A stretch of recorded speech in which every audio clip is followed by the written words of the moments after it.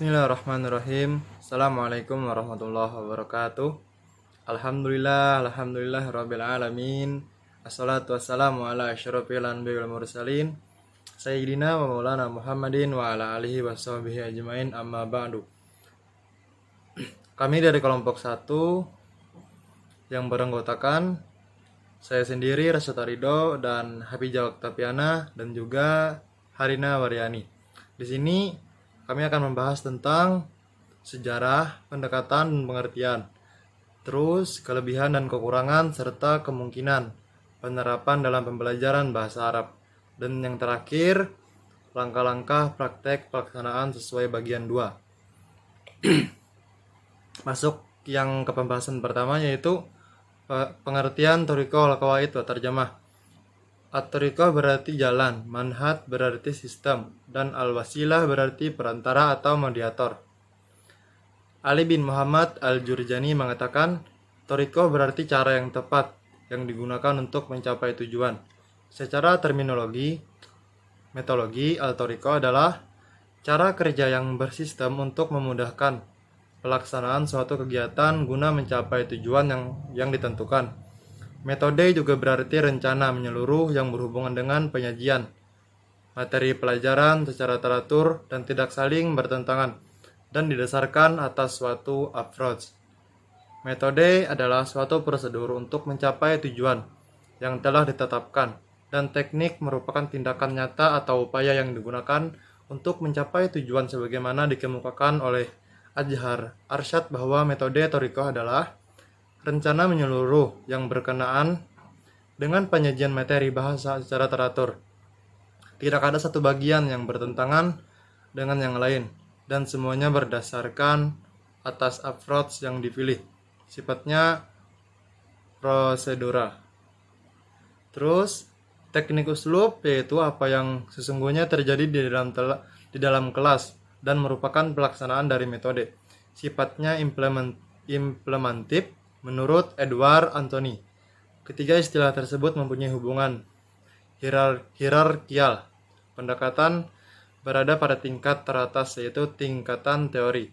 Di bawahnya ada metode yang merupakan rencana pengajaran bahasa yang selaras dengan teori-teori yang tentang bahasa, dan pembelajaran bahasa yang diyakini ketiga hal tersebut memiliki hubungan dalam hal aksioma yang diperankan oleh pendekatan, prosedural yang diperankan oleh metode, dan implementasi yang diperankan oleh teknik.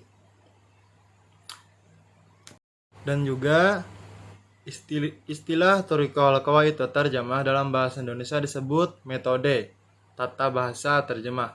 Metode ini merupakan metode tradisional thoriqah taklidiyah karena ia pertama kali digunakan dalam pengajaran bahasa klasik, yaitu bahasa Latin dalam bahasa Yunani.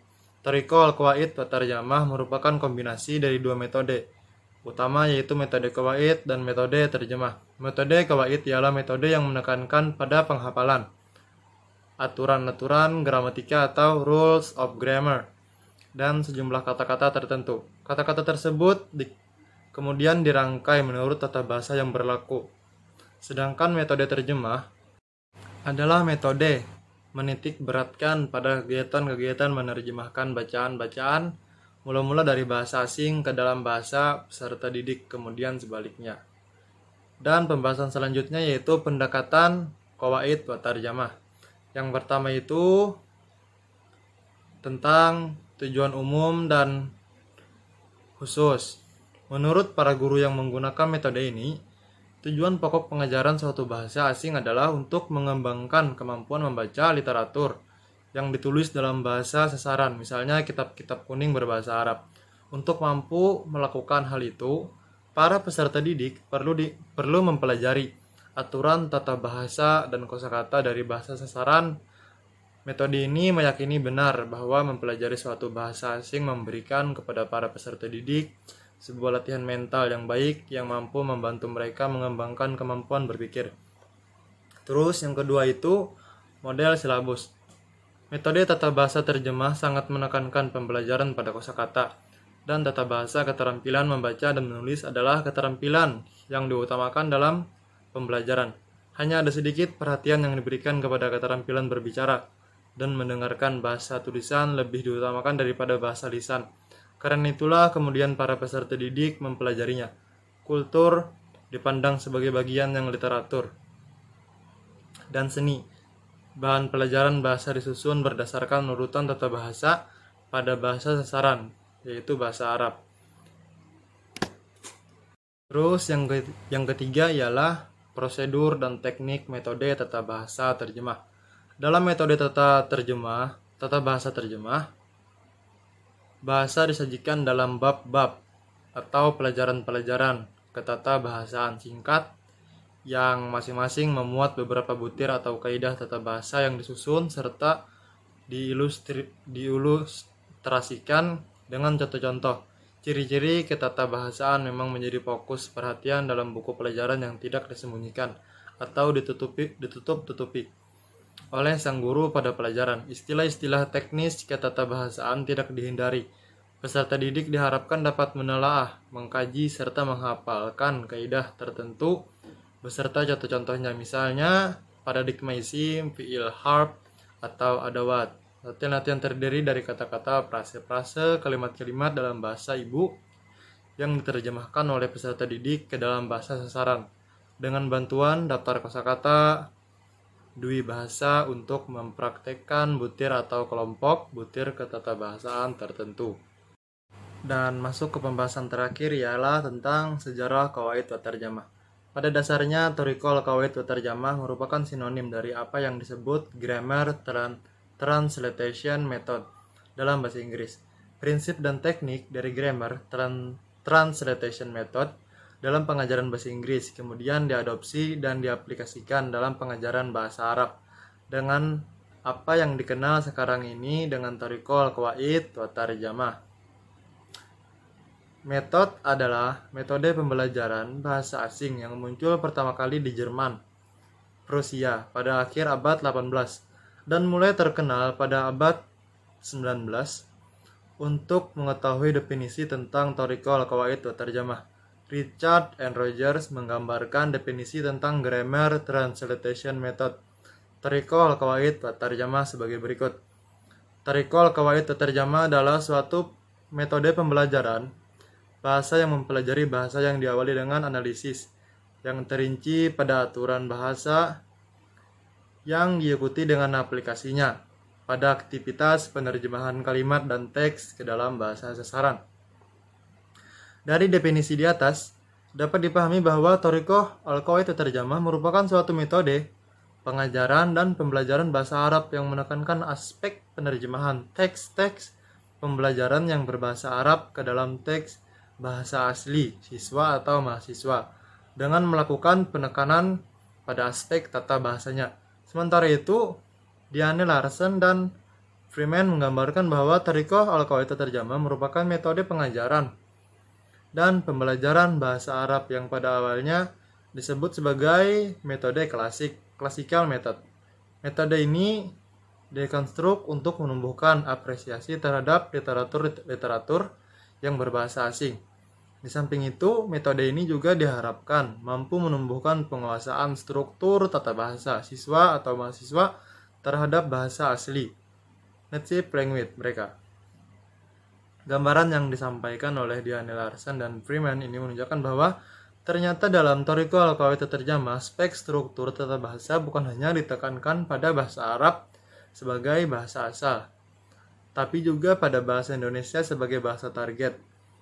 Tapi jika gambaran mau direfleksikan dalam konteks pengajaran dan pembelajaran bahasa Arab di Indonesia, maka kenyataan akan berbicara lain, di mana proses pengajaran lebih ditekankan pada aspek penguasaan struktur bahasa Arab dalam kurung itu qawaid sebagai bahasa asal, sementara penguasaan struktur bahasa Indonesia sebagai bahasa target cenderung diabaikan.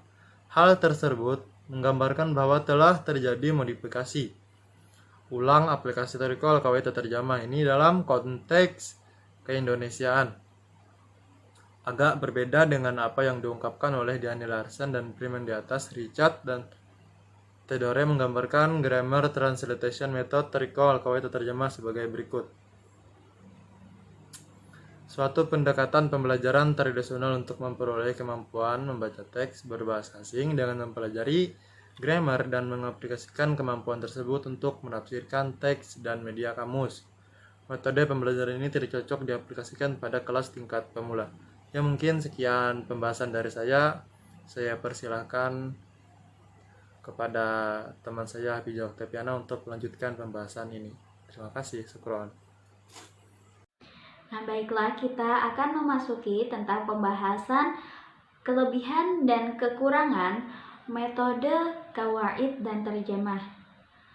Sebelumnya, setiap metode pasti memiliki kelebihan dan kekurangannya masing-masing.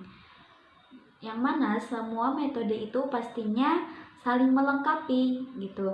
Tapi karena pembahasan kita hari ini tentang metode qawaid dan terjemah, jadi saya akan memaparkan tentang kelebihan dan kekurangan dari metode qawaid dan terjemah.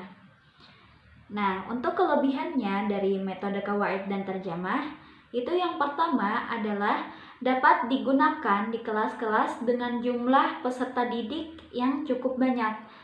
Kenapa? Karena metode ini lebih banyak mengajarkan materi daripada praktek. Jadi memungkinkan untuk mengajarkan materi atau teori ini kepada peserta didik yang cukup banyak. Dan yang kedua, kelebihan yang kedua yaitu guru yang kurang fasih dalam berbahasa Arab itu dapat mengajar.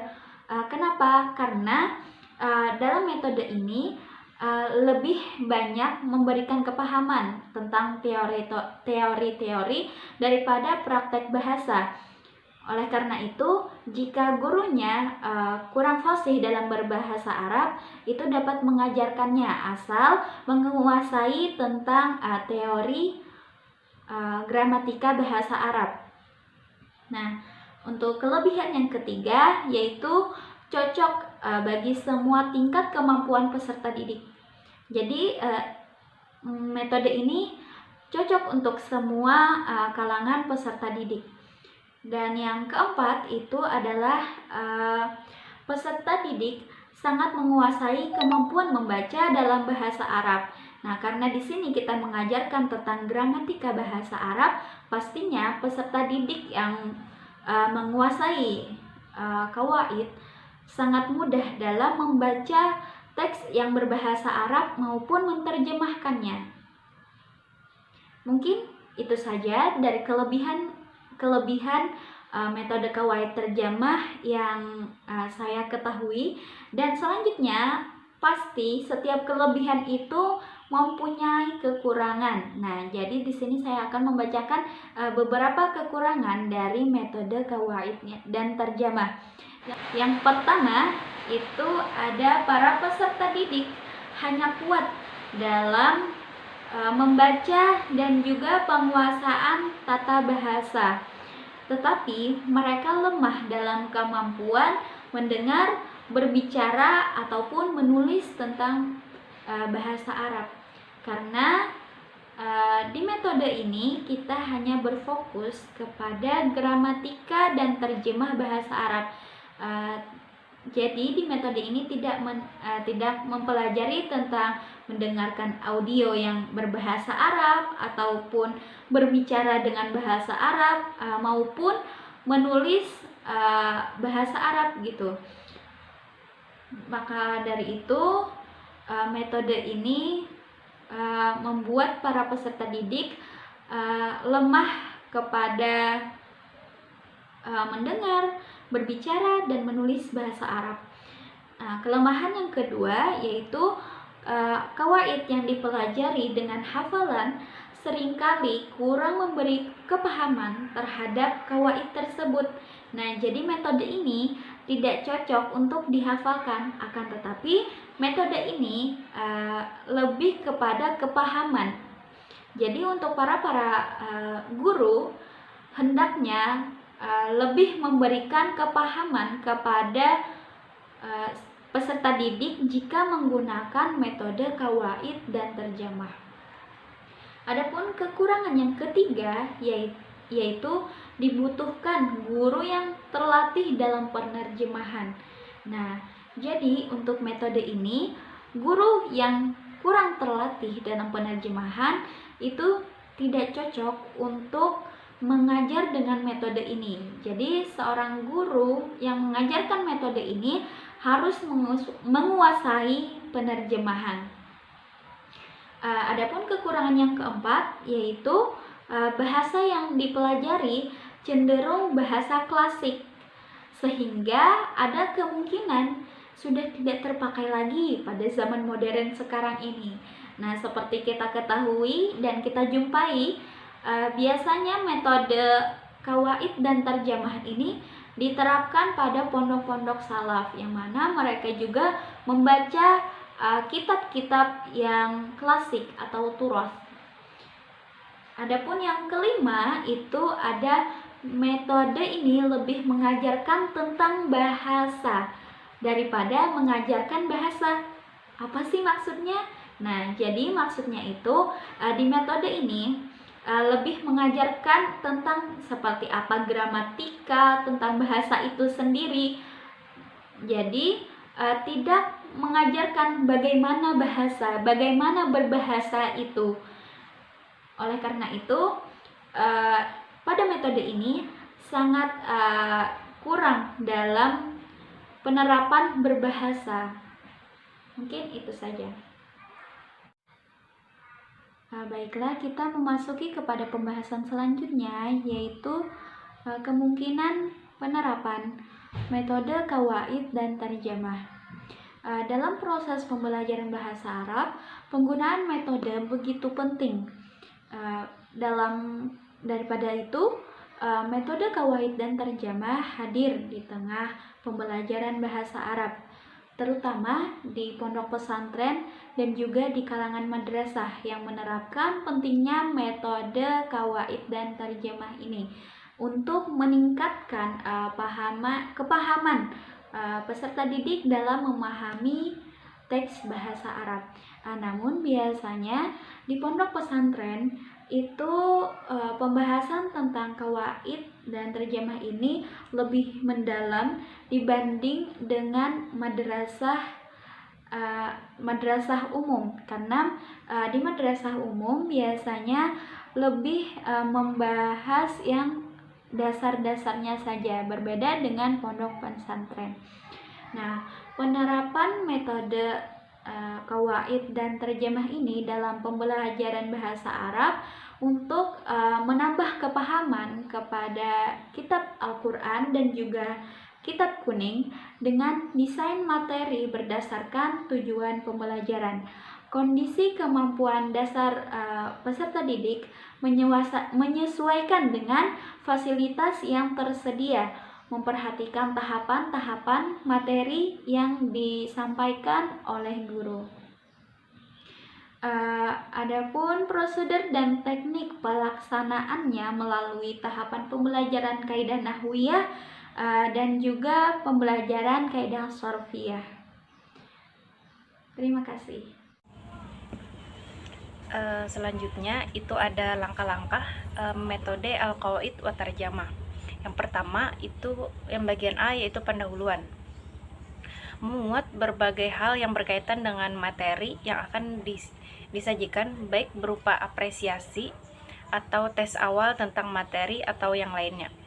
Yang B, guru memberikan pengenalan dan definisi kaidah-kaidah tertentu dalam bahasa Arab yang harus dihafalkan sesuai dengan materi yang akan disajikan. Yang C, jika ada kosakata yang dipandang sulit untuk diterjemahkan, guru menjelaskan kosakata sebelum melangkah ke aplikasi. Yang D, guru memberikan materi bahasa Arab dan teks bahasa Arab sebagai materi pokok yang diambil dari buku panduan, lalu mengajak para pelajar untuk menerjemahkan kata demi kata, kalimat demi kalimat, dan paragraf demi paragraf. Yang E, setelah para pelajar selesai mengidentifikasi mubtada dan khobar dengan baik, guru memberikan daftar kosakata untuk dihafal mereka. Yang F, Sebagai kegiatan akhir, guru memberikan pekerjaan rumah yang berupa persiapan terjemahan untuk dibahas pada pertemuan yang akan datang. Adapun langkah-langkah yang disampaikan oleh guru bahasa Arab yaitu sebagai berikut. Yang pertama, itu memberikan kosakata setiap hari sebelum pelajaran dimulai. Yang kedua, memberikan teks singkat dengan kosakata sederhana kepada siswa. Yang ketiga, menanyakan kembali mufradat-mufradat yang telah mereka ingat sebelumnya. Yang keempat, mewajibkan seluruh siswa memiliki buku panduan atau kamus. Yang kelima, mengadakan evaluasi terhadap teks yang akan diberikan agar mengetahui sejauh mana mufradat yang mereka kuasai. Selanjutnya, itu ada proses pelaksanaan metode kawaid dan terjemah dalam buku metode dan strategi pembelajaran bahasa Arab sebagai berikut. Yang pertama, mengulang materi mufradat. Siswa mencatat mufradat baru dan waktu guru membacakan terjemahan bahasa asli atau bahasa Arab. Yang kedua, guru menyuruh bagian siswa membaca bacaan dalam buku dengan keras. Setelah itu, guru membacakan beberapa kalimat kemudian memberi kesempatan kepada siswa mengulangi bacaannya di dalam hati. Yang keempat, kemudian guru memulai inti pelajaran dengan menjelaskan nahwu. Kaidah-kaidah diterangkan secara rinci dalam bahasa Arab. Para siswa mencatat kaidah-kaidah lengkap dengan penjelasannya, contoh-contohnya serta pengecualiannya dalam buku mereka. Yang terakhir, waktu di akhir pembelajaran digunakan untuk mengerjakan tugas tertulis yang ada kaitannya dengan nahwu dari bahasa Arab ke bahasa terjemah. Siswa yang belum selesai mengerjakan disuruh menyelesaikannya di rumah. Mungkin sampai situ penjelasan dari kami. Salah dan hilaf mohon dimaafkan. Akhir kata, wabillahi taufiq wal hidayah. Assalamualaikum warahmatullahi wabarakatuh.